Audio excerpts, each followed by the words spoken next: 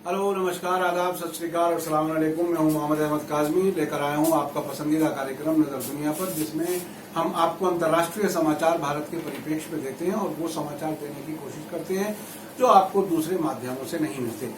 America की मशहूर time magazine ने प्रधानमंत्री नरेंद्र मोदी को फिर एक बार अपने कवर पेज पर जगह दी है, लेकिन इस बार विवादास्पद यानी कंट्रोवर्शियल सवाल के साथ। मैगजीन ने पूछा है कि क्या विश्व का सबसे बड़ा लोकतंत्र यानी डेमोक्रेसी फिर से मोदी को 5 साल का मौका देने को तैयार है। मैगजीन ने अपने कवर पेज पर इंडियाज डिवाइडर इन चीफ शीर्षक से मोदी का फोटो लगाया है। इसका मतलब होता है फूट डालने वालों का मुखिया। मोदी पर आधारित ये लेख आतिश तासीर ने लिखा है। इस लेख में कहा गया है कि मोदी को पता है कि उन्होंने 2014 में किए वायदे पूरे नहीं किए, लेकिन उसके बाद भी वे अपनी तमाम नाकामियों के लिए कांग्रेस को जिम्मेदार ठहराने में गुरेज नहीं करते। मैगजीन का मानना है कि मोदी को दूसरा कार्यकाल मिलने में ज्यादा अड़चने नहीं है, लेकिन लोगों को उस स्थिति के लिए खुद को तैयार रखना होगा, यानी लोगों को अगर ऐसा हुआ तो उसके लिए तैयार रहना होगा। जहां मोदी अपनी तमाम नाकामियों के लिए सारी दुनिया को सजा देने से पीछे नहीं हटेंगे। ये बात अभी से वो कह रहे हैं कि अगर दोबारा वो प्रधानमंत्री बने तो वो अपनी नाकामियों की सजा दूसरे लोगों को देंगे। कवर पेज पर ही कम अहमियत के साथ दूसरी हेडलाइन दी है, जिसे मोदी द रिफॉर्मर कहा गया है। इससे लगता है कि मैगजीन ने पत्रकारिता में खबर को बैलेंस करने के इरादे से मोदी के बारे में एक सकारात्मक खबर भी छापी है। टाइम का 20 मई 2019 का ये अंतर्राष्ट्रीय एडिशन यूरोप, मध्य पूर्व, अफ्रीका, एशिया और दक्षिणी प्रशांत में मुहैया करवाया जाता है। टाइम मैगजीन के एशिया एडिशन ने लोकसभा चुनाव 2019 और पिछले 5 सालों के दौरान मोदी सरकार के कामकाज पर डिटेल से खबर छापी है। हालांकि ये मैगजीन अभी बाजार में नहीं आई है। मोदी पर कवर स्टोरी वाला ये अंक 20 मई 2019 को बाजार में आएगा।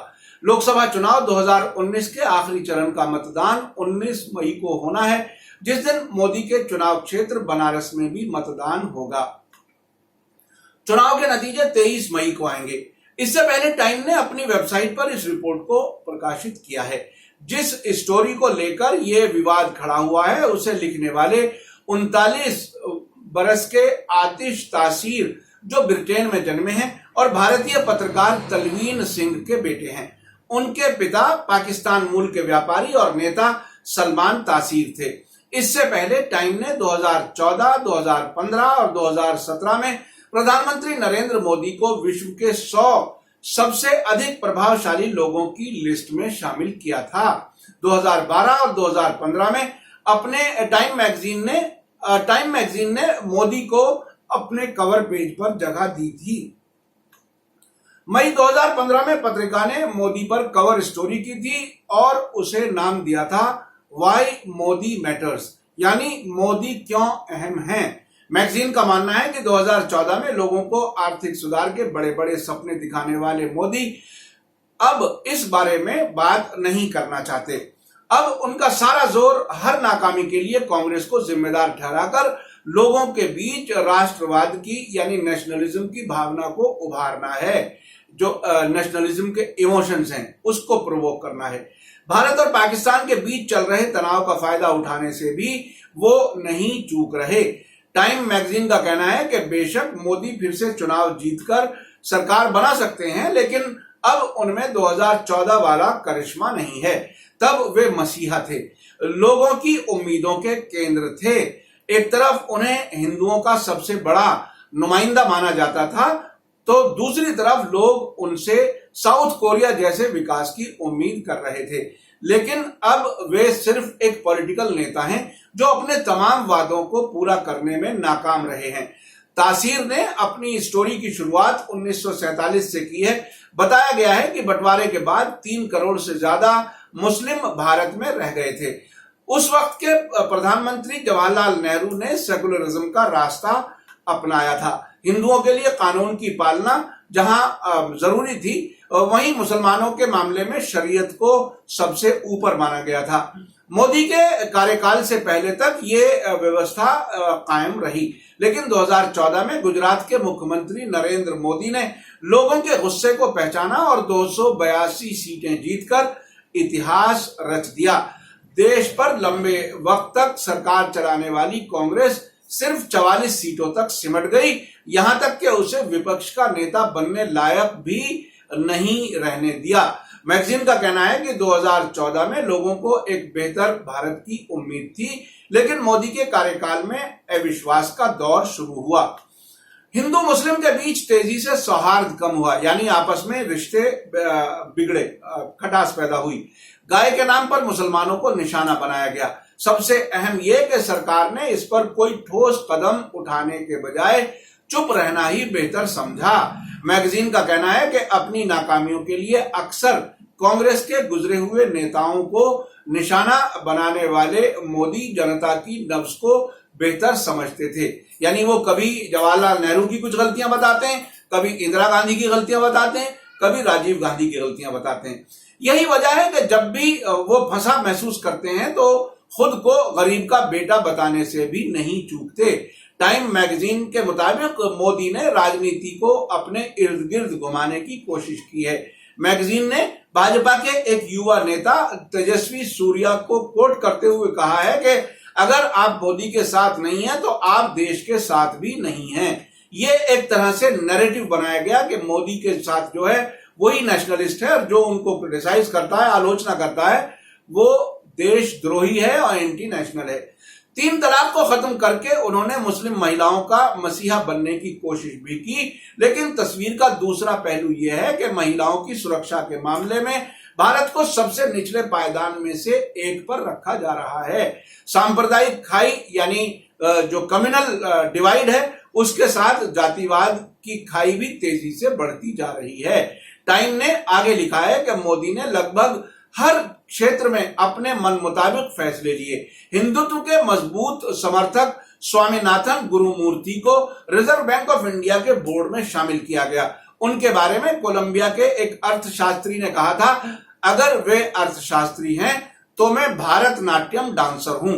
यानी उन्होंने इतनी बड़ी बात कही थी कि ये इकोनॉमी के काबिल नहीं है, इकोनॉमी को नहीं समझ सकते।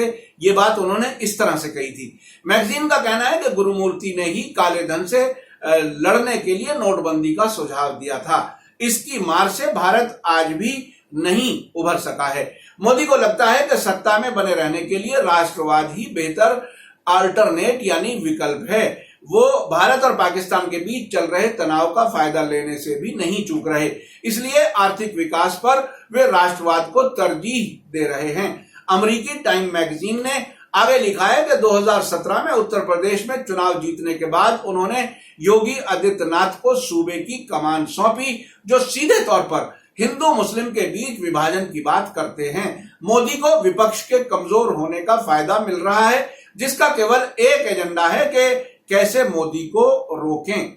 इस आलेख में कांग्रेस के शासनकाल में 1984 के सिख दंगों और 2002 में मोदी के मुख्यमंत्री रहते हुए गुजरात दंगों का भी जिक्र है। इसमें कहा गया है कि हालांकि कांग्रेस पार्टी का नेतृत्व भी 1984 के दंगों के आरोप मुक्त नहीं है, लेकिन फिर भी इसने दंगों के दौरान उन्मादी भीड़ को खुद से अलग रखा है। यानी कांग्रेस ने इतनी एहतियात की है कि जो हमला करने वाली भीड़ थी उनके साथ वो नजर नहीं आई। लेकिन नरेंद्र मोदी 2002 के दंगों के दौरान अपनी चुप्पी से उन्मादी भीड़ के दोस्त साबित हुए। जो वायलेंट भीड़ थी, जो हमले करने वाली भीड़ थी, उससे एक तरह से उन्होंने नजदीकी जाहिर की। आतिश तासीर के आलेख में मॉब लिंचिंग यानी भीड़ हिंसा और गाय के नाम पर हुई हिंसा का भी जिक्र किया गया है। उन्होंने लिखा है कि गाय को लेकर मुसलमानों पर बार बार हमले हुए और उन्हें मारा गया। एक भी ऐसा महीना नहीं बीता जब लोगों के मोबाइल फोन पर ऐसी तस्वीरें न आई हों जिसमें गुस्साई हिंदू भीड़ एक मुस्लिम को पीट न रही हो। इस आलेख में उत्तर प्रदेश के मुख्यमंत्री योगी आदित्यनाथ और भोपाल से भाजपा प्रत्याशी साध्वी प्रज्ञा ठाकुर पर भी निशाना साधा गया है। टाइम पत्रिका के इस अंक के एक दूसरे आलेख में प्रधानमंत्री नरेंद्र मोदी की आर्थिक नीतियों की खूब प्रशंसा की गई है, जिसका मैंने जिक्र किया कि एक सकारात्मक आर्टिकल भी मैगजीन ने छापा है।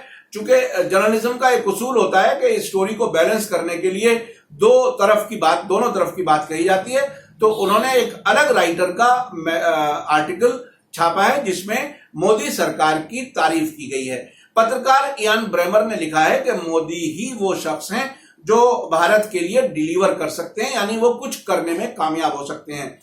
Modi is India's best hope for economic reform, यानी मोदी ही देश के आर्थिक सुधार के लिए बेहतरीन उम्मीद हैं। शीर्षक के लेख में लिखा है कि भारत ने मोदी के नेतृत्व में चीन, अमेरिका और जापान से अपने रिश्ते तो सुधारे ही हैं, लेकिन उनकी घरेलू नीतियों की वजह से करोड़ों लोगों की जिंदगी में सुधार आया है। इस आलेख में जीएसटी लागू करने के लिए प्रधानमंत्री की सराहना की गई है। आलेख में कहा गया है कि मोदी ने देश में बुनियादी ढांचे में जमकर इन्वेस्ट किया है। नई सड़कों का निर्माण, हाईवे, पब्लिक ट्रांसपोर्ट और एयरपोर्ट्स ने देश की लॉन्ग लास्टिंग आर्थिक संभावनाओं में आशा का संचार किया है, यानी एक नई उम्मीद पैदा की है। सोशल मीडिया पर इस कवर पेज को लेकर काफी बातें हो रही हैं। जो पहला आर्टिकल जो मैंने बताया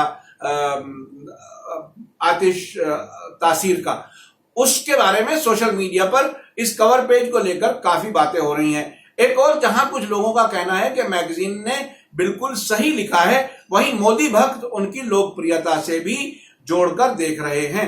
ठाकुर अमीषा सिंह लिखती हैं कि एक मोदी के पीछे सारी दुनिया हाथ धोकर पड़ गई है। मतलब साफ है, बंदे में सिर्फ दम ही नहीं, सारी दुनिया को अपने पीछे नचाने की ताकत भी है। वहीं वसंत लिखते हैं कि मोदी की वजह से तो सारा विपक्ष एकजुट हो गया है, आप उन्हें विभाजित करने वाला क्यों कह रहे हैं।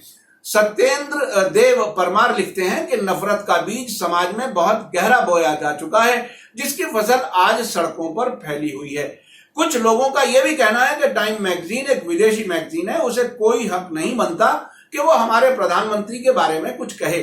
कुछ लोग ऐसे भी हैं जिन्होंने टाइम मैगजीन की इस रिपोर्ट का पूरी तरह से उसे सपोर्ट किया है, समर्थन किया है। सोशल मीडिया जहां किसी व्यक्ति को मशहूर कर सकता है, वहीं किसी के लिए ये जी का जंजाल भी बन सकता है। एक social media post Jharkhand BJP के कार्यकर्ता के लिए शर्मिंदगी का कारण बन गई। टाइम मैगजीन के ताजा जो एडिशन है, उसके कवर पर प्रधानमंत्री नरेंद्र मोदी को डिवाइडर इन चीफ की संज्ञा देने को बीजेपी कार्यकर्ता उमेश रंजन साहू ने पीएम की तारीफ समझा, प्रधानमंत्री की तारीफ समझा और सोशल मीडिया पर उन्हें बधाई भी दे डाली। कुछ भाजपा समर्थकों ने आतिश तासीर के विकिपीडिया पेज में बहुत सी एडिटिंग कर दी है। एक तरह से उन्होंने गुस्सा जाहिर किया है। यहां तक लिख दिया है कि जब वे कांग्रेस के पीआर यानी पब्लिक रिलेशंस मैनेजर के तौर पर काम कर रहे हैं। आगे उन्होंने भाजपाइयों ने विकिपीडिया पेज पर लिखा है तासीर के कि अब इसमें शक नहीं कि टाइम मैगजीन ने अपनी विश्वसनीयता खो दी है और यह केवल वाम दलों की प्रवक्ता बन गई है। विकिपीडिया पेज को कोई भी एडिट कर सकता है। टाइम मैगजीन ने हालांकि प्रधानमंत्री नरेंद्र मोदी के दोबारा चुने जाने की पॉसिबिलिटी बताई है, लेकिन अब 6 चरणों के मतदान होने तक आते आते अब कई राजनीतिक पंडित उनके दोबारा चुने जाने की संभावना नहीं बता रहे। अगर अमेरिका में रह रहे इलेक्ट्रॉनिक वोटिंग मशीन के इंजीनियर सैयद शुजा के दावे पर यकीन करें तो भारतीय जनता पार्टी 23 मई को घोषित होने वाले नतीजों के बाद सरकार नहीं बना सकेगी। आपको मेरा कार्यक्रम कैसा लगा कमेंट्स में जरूर लिखें। आपने देखा मोदी जी और भाजपा के कारण देश की छवि किस हद तक गिर रही है। जिस देश के प्रधानमंत्री को फूट डालने वालों का मुखिया बताया जा रहा हो, उस देश की जनता के बारे में विदेशों में क्या छवि बन रही होगी। जिस तरह से अमेरिका के राष्ट्रपति डोनाल्ड ट्रंप की हर दिन की जाने वाली हरकतों की खबर सुनकर यह सोचा जाता है कि उसे चुनने वाले कैसे लोग होंगे, वैसे ही भारत की जनता की छवि भी खराब हो रही है। अगर आप देश और दुनिया में होने वाली घटनाओं की सच्चाई के साथ समझना चाहते हो तो हमारे कार्यक्रम को अपने सभी सोशल मीडिया प्लेटफॉर्म पर जरूर शेयर करें। अगर अब तक आपने media star world YouTube channel को सब्सक्राइब ना किया हो तो फौरन सब्सक्राइब करें और तुरंत नजर आने वाली घंटी के आइकन को भी क्लिक करें ताकि हमारी हर नई वीडियो की सूचना आपको तुरंत मिल सके। आप हमें फेसबुक, ट्विटर और इंस्टाग्राम पर भी फॉलो कर सकते हैं। इसी के साथ मुझे दीजिए इजाजत। धन्यवाद, शुक्रिया। जय भारत, जय हिंद।